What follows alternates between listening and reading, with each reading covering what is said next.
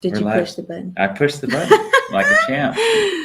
Hello, Brandon and Vanessa Leon here. We're excited to do our live with you today. We're going to be covering a lot of different topics, but primarily about interest rates, where they're at, and how that affects you if you're thinking about selling your home. Yeah. We're also going to talk about the benefits of waiting to sell and maybe the risks of not selling, right? We're going to kind of cover both sides there. Super excited to share that with you guys. But what sparked all this, and obviously if you tuned in last week, you saw that we were talking about the planners and the dreamers. Just to recap, go back and check out that video. But we were talking about what to do now. Like if you plan to sell in the next year or two, like what to do now to actually start planning. Because I'm not a planner. Wish that I was. Dreamer. Yep, dreamer all the way. So what sparked this conversation for this week, just to continue from last week, is I've just been having so many conversations with sellers and buyers, people that want to sell their house but are stuck, people that necessarily don't love their space or they've outgrown it, and they're kind of like, we're having conversations like, hey, Brandon, Vanessa, what do we do? And so we thought we'd kind of extend this. We saw a story that Realtor.com put out, and it's as mortgage rates hit 7%. What exact interest rate will convince homeowners to sell and boost house sales? So because home sales nationwide are the lowest they've been ever, it's become that conversation, right? Of like, how are we going to increase home sales? I am under the firm belief that when people are ready to sell, they're going to sell. And sometimes that's emotional, sometimes it's financial, sometimes it's geographical. Yeah. Sure. Yeah. Yeah, that. Yeah, that works. And so it depends on what the goals are, but it started to make us think as we're having conversations with people. And I would just flat out say, okay, well, at what interest rate would you sell your house? Because a lot of people are making decisions based on interest rates. My interest rate's so low, so I don't want to sell. Okay, so then what interest rate would it be? So if you're just joining us and you own a home, I would love to hear from you personally. Please, if you own a home, comment below. What interest rate would it need to be for you to sell your house? And I don't want to see any 2%, you 2%ers out there, 3%. Those are gone. We may never see those, those under 3% ever again. Who knows? Maybe if a catastrophic event happens. But what interest rate would it take for you to sell your house? Not that you want to sell today, but like, would it be 6? Would it be 6.5? Would it be 5.5%? We're now around 7%. So what interest rate would that be? Yeah. So speaking about interest rates, why don't you talk a little bit more about some of the statistics? Oh, all right. So what's interesting and why he's saying I don't want to see any of those 3 or 2%. That's the thing, though, is that a lot of us. So even last live, we talked. Maybe it wasn't. We're going through so much data, but it was like 78% of millennials want to buy homes, right? Well, we were the age of even being aware of the housing market when interest rates were 1%, 2%, 3%. Like that's something that we thought was normal. We didn't get to see how interest rates at any really other price because I was like low 20s when I was starting to actually think about looking at houses and looking at interest rates and all that stuff. So like low to mid 20s. So prior to that, we didn't really have a whole lot of experience. So, and I know that millennials are one of the bigger groups right now of buying homes. So some of you might put 3%, and that's, that's all you know. That's all we know. That's all I know. But what was interesting is looking at the data in the last 5 decades, according to oh my gosh. Fannie or Freddie? I was mixing them. Freddie Mac, according to Freddie Mac, the average mortgage interest rate was just under 8%. The average mortgage interest rate was just under 8% in the last 5 decades. So we're at high 6s, just hit 7, like right around there. We're still not even at the average for the last 5 decades, the last 50 years. So the thing is that even when you look at all the historical data, the lowest interest rate ever came in 2021, and that was at 2.9.6. 2.96. Yeah, 2.96. that one. My mouth is going faster than my brain. Or my brain's going faster than my mouth can keep up. But like that's the lowest ever. So like that's where I'm saying where as far as my own information and knowledge goes, I go, yeah, well that's normal, like 3%, 4%. Like that's normal. However, it's not. The last time before that, before 2.96%, the lowest before that was just under 4%, and it was in 1945.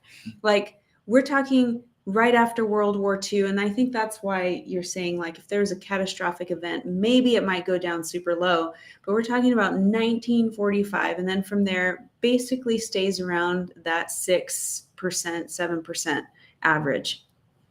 The highest, though, what was interesting was the highest mortgage rates ever was in 1981.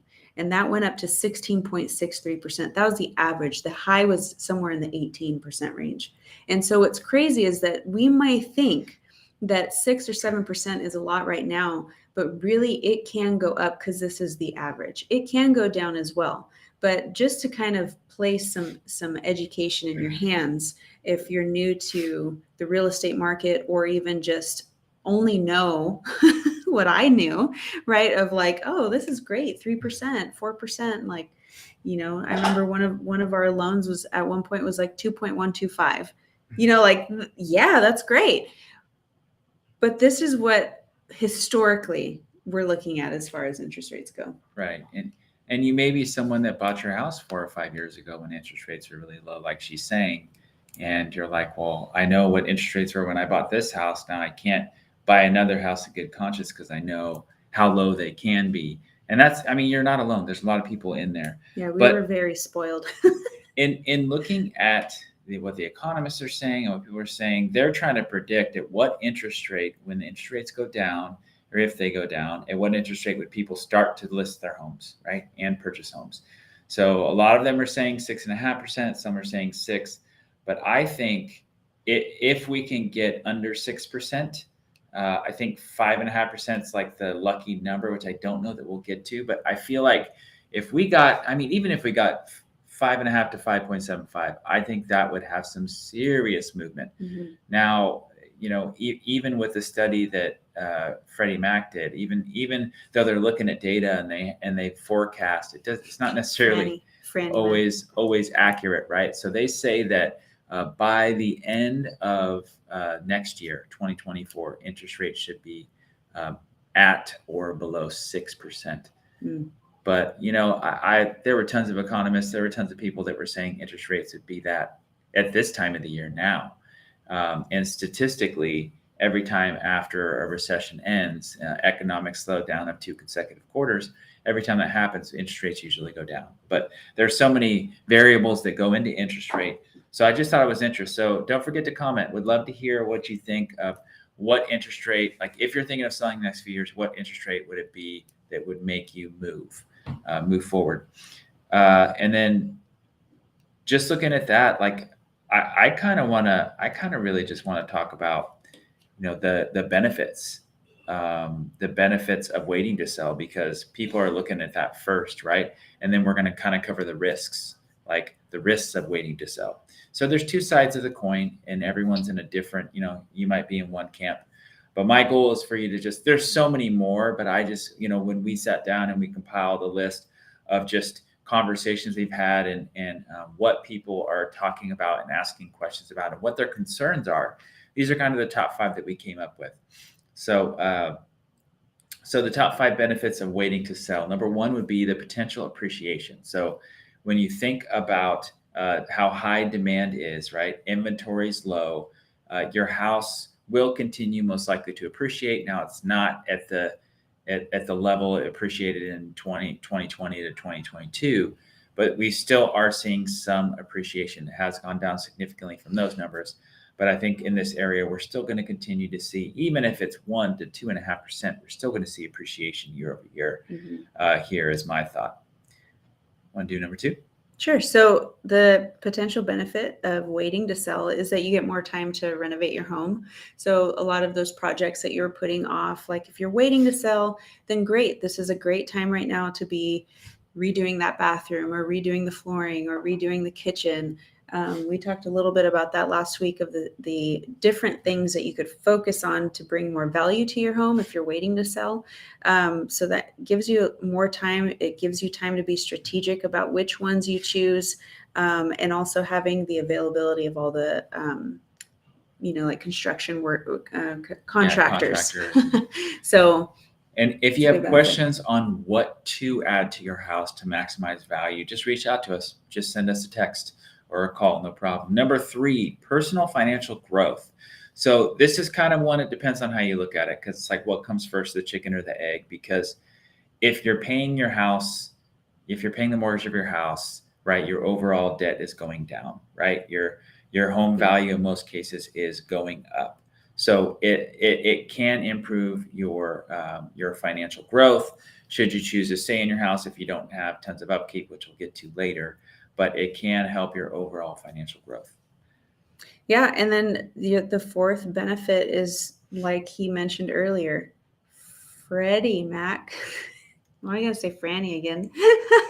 Freddie Mac predicted that it would go a little bit lower by the end of next year. So if it does, then great. That gives you a little bit more buying power when you go to sell and then go buy something else after that.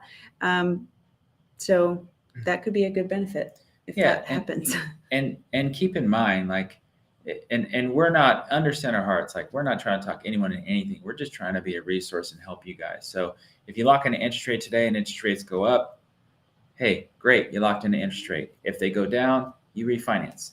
So I think people are so stuck on what the interest rate is currently that sometimes you're missing out on opportunities. So sure. So number 5, the fifth benefit of waiting to sell would be rental income opportunities. So there are many people that have low interest rates, which means they have low payments. Yeah. Which means there are people that are just moving out of their house and renting it out for a positive cash flow. That's another piece of that financial growth.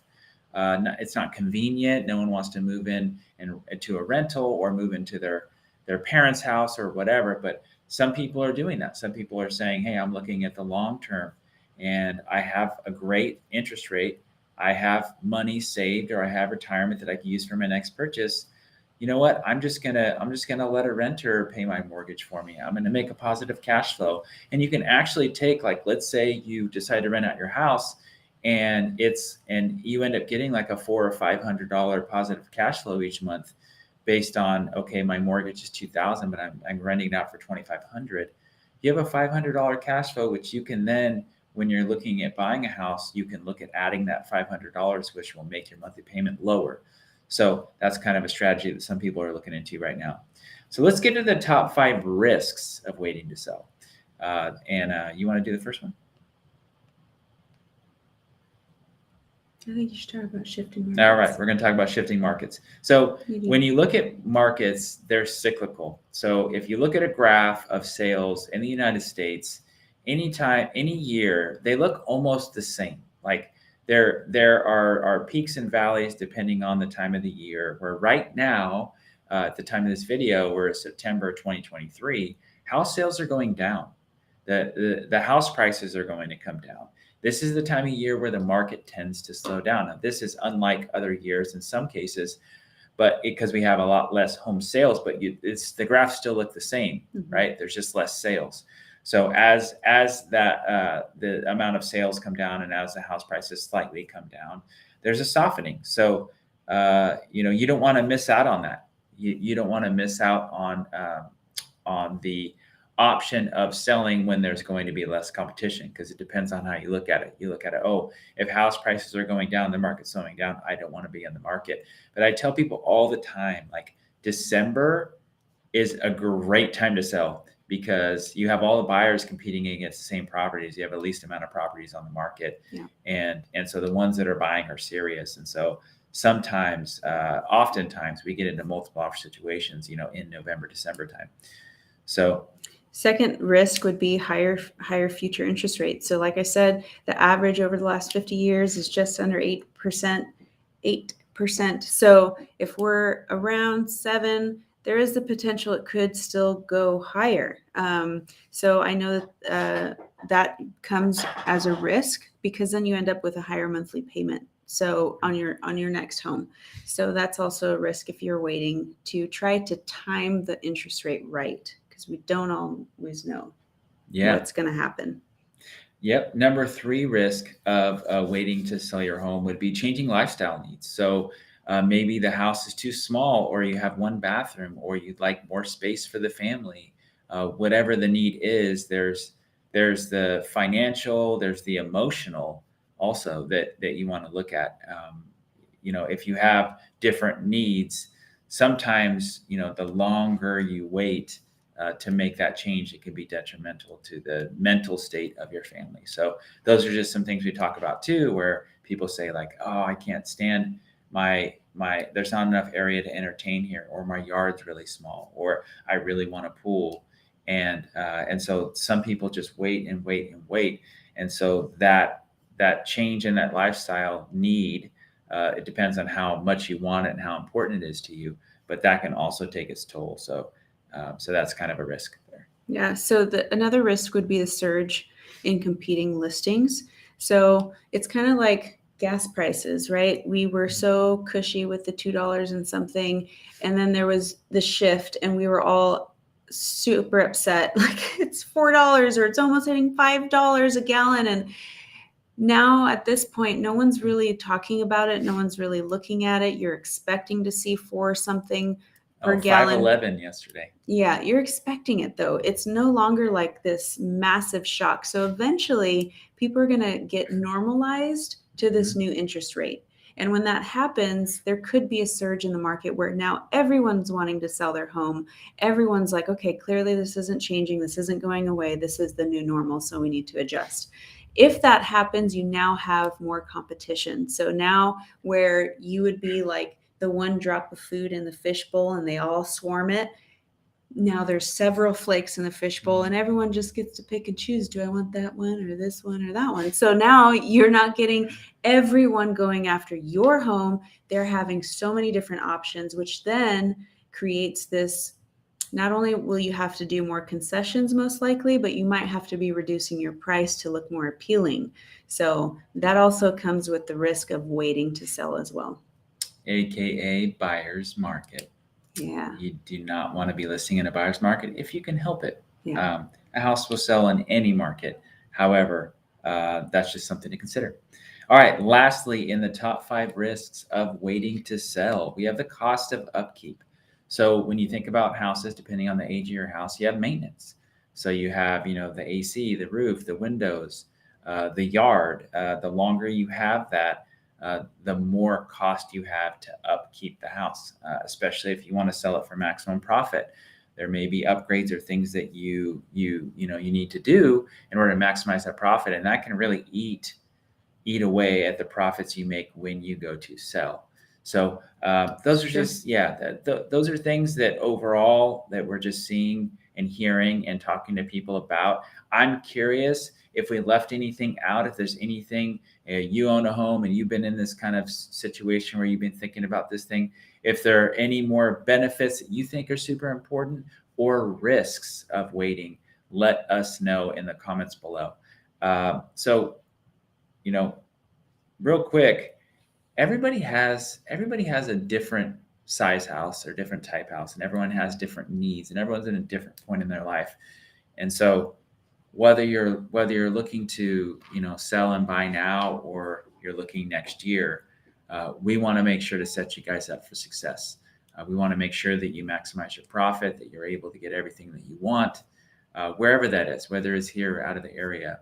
And so we just want to help with that. So how can we help with that? Well, we'd love to help by creating a personalized home plan for you. So what that looks like is really looking at your situation, hearing your dreams, because dreams do really matter in this situation. I know last week we talked about not being a dreamer and you need to be a planner, but really we want you to be a proactive dreamer. So really the marriage of the two, because part of that is really envisioning your future. Are you planning on creating a family? Are you planning on moving? Are you planning a different home once all the kids are out of the house? All of those things include dreaming, you visualizing what your future is going to look like, new jobs, out of state, whatever it is. There's so many different options in our lives. And so we like to sit with our friends and really talk to them about what their dreams are, and then work backwards and create a plan. So whether that's in 6 months, whether that's a year or 2 out or 3 out, it's like we like to sit with them and say, okay, here's your plan of action. And we go how fast or how slow, however you want to go, is how we create this plan. So based off your home, what your home needs, whether there's fix-ups or there's not fix-ups, whether there's renovations to increase the value of your home, those are some of the things that go into the plan. Yeah, and that's great. And next week we'll be talking about how to increase your equity.